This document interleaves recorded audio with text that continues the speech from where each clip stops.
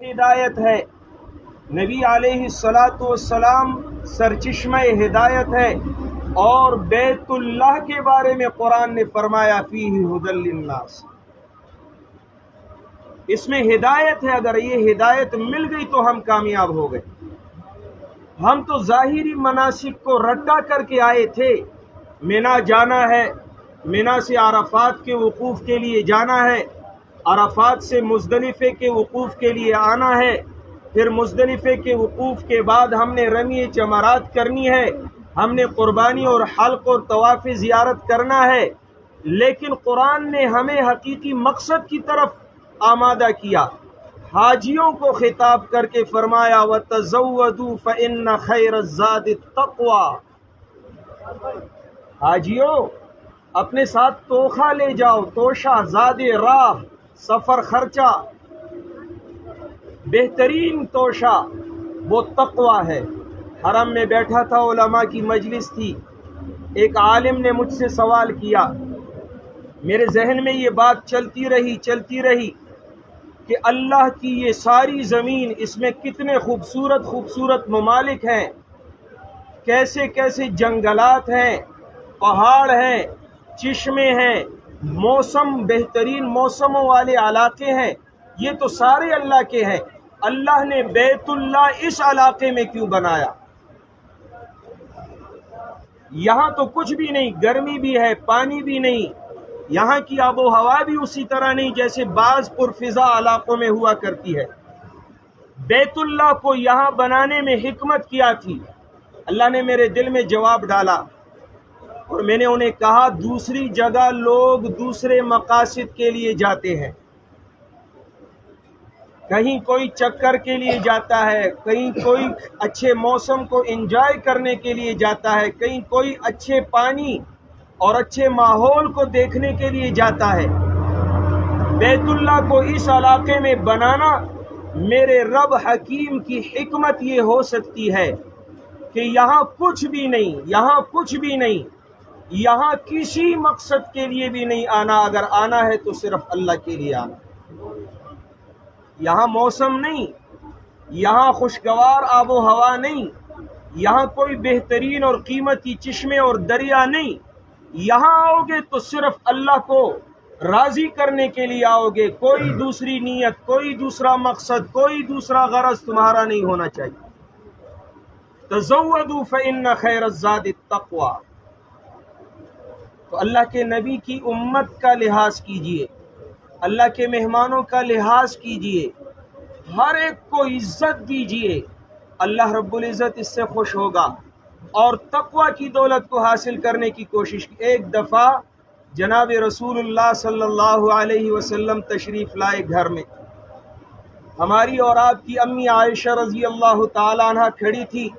اللہ کے حبیب صلی اللہ علیہ وسلم کا استقبال کر رہی تھی۔ اتنے میں نبی علیہ الصلوۃ والسلام کے چہرے اقدس کی حشاشت اور بشاشت کو دیکھ کے کھڑی ہو گئی سامنے، اے اللہ کے نبی، لگتا ہے آج بہت خوشی خوشی گھر آئے ہیں، کوئی تھکان کے آثار، خفگان اور غم کے آثار آپ کے چہرے اقدس پہ نہیں، تو آج آپ میرے لیے دعا فرما دیجیے۔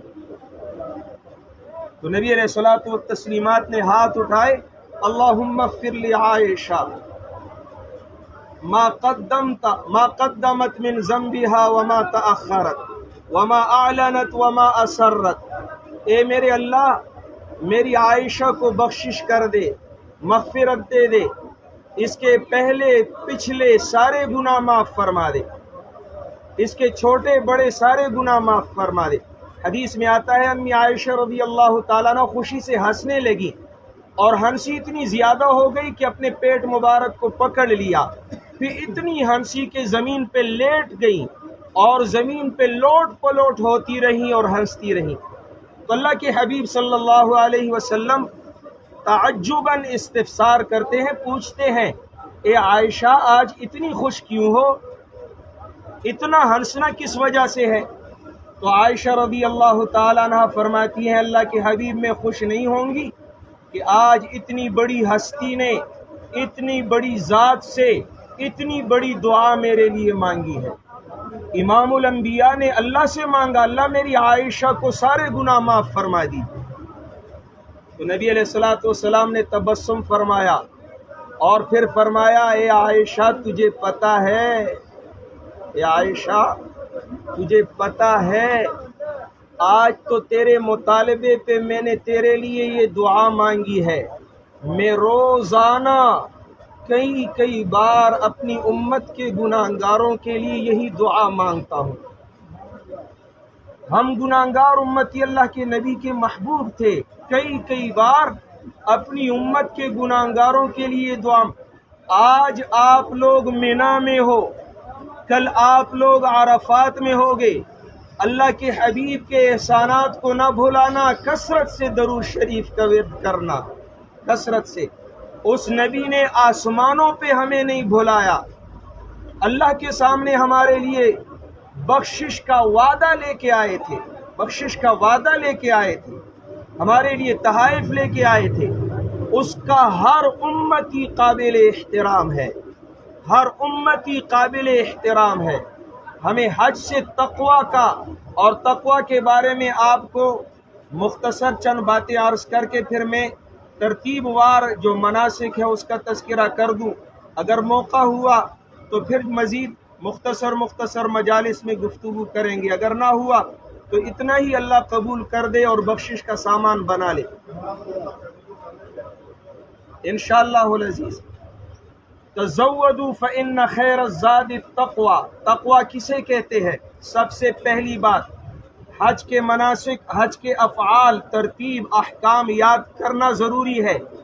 لیکن اس کی علم، حکمت، مقصد کی طرف دھیان دینا اس سے زیادہ ضروری ہے۔ ایک پہلی بات ابن عباس رضی اللہ تعالی عنہما فرماتے ہیں، یہ ترجمان القرآن ہیں، یہ نبی علیہ الصلوۃ والسلام کے چچا کے بیٹے ہیں، یہ حبر الام